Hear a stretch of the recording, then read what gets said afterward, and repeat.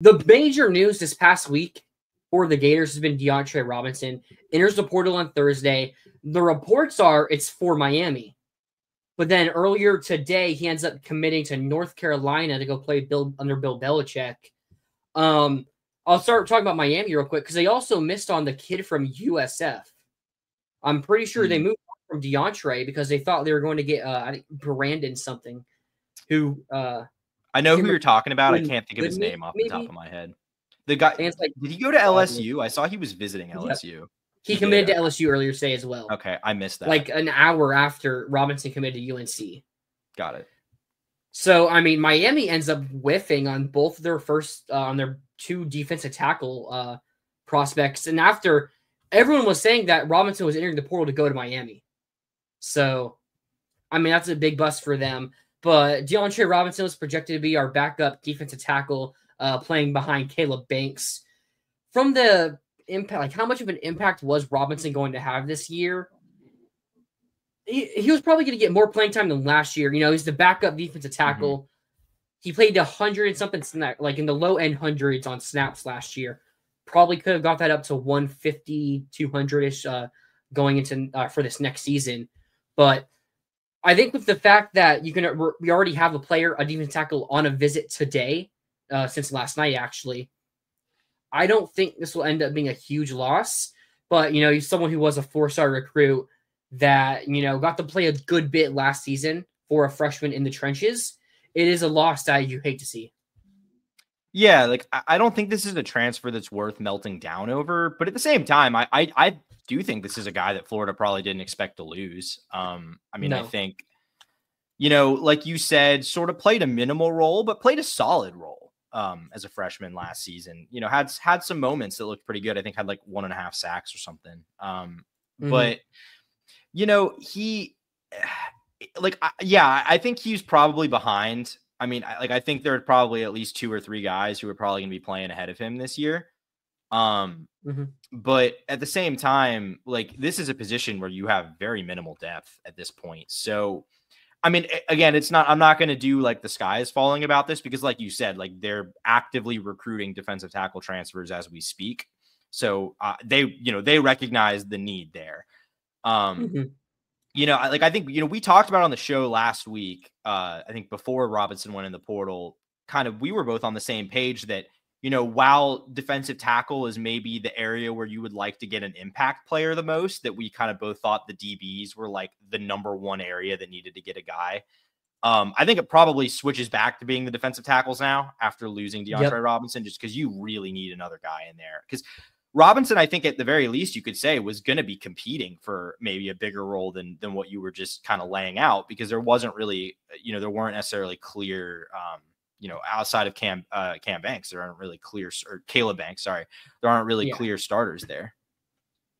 Yeah. The reason why he's leaving, the report is because of NIL. He wants more money. And the thing is, number I've heard is starter money, which he's just not going to be. He's going to be competing to be a backup. Looking at North Carolina's depth chart, they're currently projected to start a guy that had 1 tackle last year. So I feel like DeAndre Robinson is pretty, I'm not going to say locked in to go start at UNC, but if this website is right about their depth chart and the guy they're currently projected to start only had 1 tackle, I would be pretty shocked if Robinson wasn't starting for North Carolina. And, I mean, that's just the thing with the college football world all around. Go look at Georgia. They're losing their backups to go start at, like, Purdue's and other lower Power 5 or Power 4 schools. And it just happened to us with DeAndre Robinson. Don't really think it's something you could blame Billy Napier or anyone on the staff for. It's just something that happens. And, you know, we're already trying to make up for it as we have, let me get his name, Brandon Betts, who's currently on a visit, was a Baylor player. 2023 is a true freshman, played over 200 snaps, had a PFF grade of like 62. I can't remember off the top of my head, but Brandon Bett, I think you're bringing it. The reason he didn't play at all in the 2024 season, the reason for that I hear is because he was academically ineligible, or he played in their bowl game, I think. Yeah, he played against LSU in their bowl game, so he did play a little bit. My question is, if he was academically ineligible at Baylor for nearly the entire season, can he get into UF? Yeah, I mean, I would think it's one of those things where so it looks like he did play in the bowl game. So Yes, against got LSU, so he right? got yeah. So he got back in good standing enough to regain eligibility Yeah. at Baylor. So that, I mean, generally speaking, maybe Florida has slightly higher standards, but unless you're like a Duke or a Northwestern or a Vanderbilt or a Stanford or whatever, like generally the admission standards are fairly similar. I mean, to me, like this is one of those things where there's a lot of things I won't necessarily give Billy Napier the benefit of the doubt about, but I think a situation like this is probably one where I would, because it hasn't really been a problem for them. You know, I think we saw under McElwain and Mullen, you know, they would take guys who were pretty questionable qualifiers just to do it. And Billy hasn't really done that. So if he's someone that we're like actively pursuing, I have to imagine they don't think it's going to be a problem. And they don't, not only do they not think it's going to be a problem in terms of him getting into Florida, but they don't think it's going to be a problem in terms of, you know, impeding his eligibility in the future if he does come here. Absolutely. If your question how good this guy can be, here's a quote from Aranda. He was asked, "It's early, but who have you seen take a step from last year and excel out there today?" Aranda, there's good things defensive line wise from Bama. Brendan Bett, I thought he looked really good. I thought our corners. So I mean, yeah, the first player he mentioned when talking about players stepping up going into the 2024 season was Brendan Bett. He's someone I hear Baylor hates to lose. They did not want to lose him into the portal. I think you can make the case he, on paper, could be an upgrade from Robinson. Robinson probably has the higher ceiling, but from what we've seen from Bett, you know, playing 200 snaps, he had a higher PFF grade in his freshman year than Robinson had last year. There's also been some reports, now this is not my word, that Robinson was a bit lazier in practice, like not necessarily a great culture guy that we'd like to see at UF. So that could also be another reason that they didn't really want to fully give him more NIL money, because maybe we could have met somewhere in the middle with him that got him to stay instead of going for the full starter money, but, you know, give him a little bit more to stay. But I think there is a scenario where Bett could be better for us this year than what DeAndre Robinson could have been. Yeah.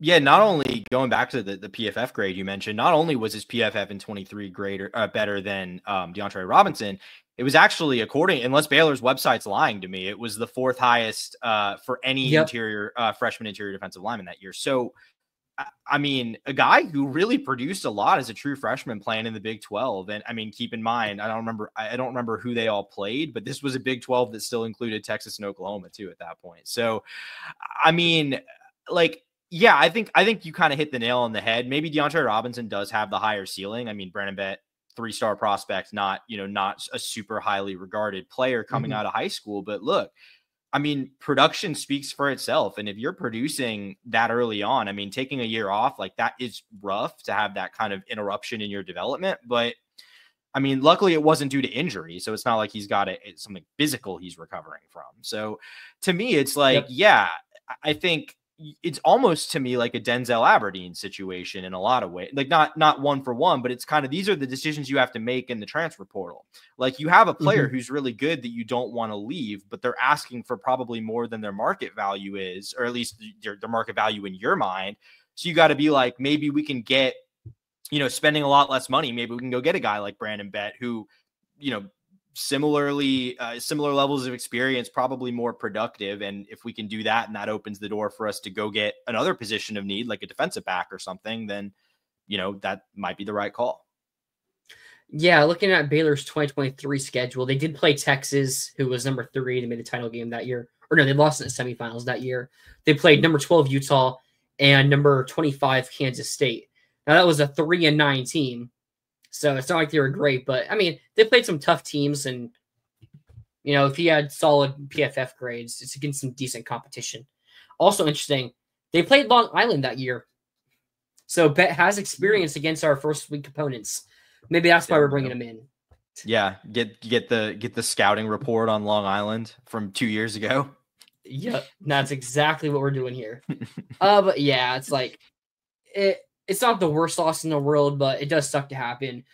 Someone Mhm. that we were really happy to get that originally committed and signed with Texas, but then the Texas D-line coach left for LSU, so he was able to get out of his last year letter of intent and came to Florida. We finished second on his list before he committed to Texas, so pretty nice to get there back then. But overall, I don't think it changes the win total at all.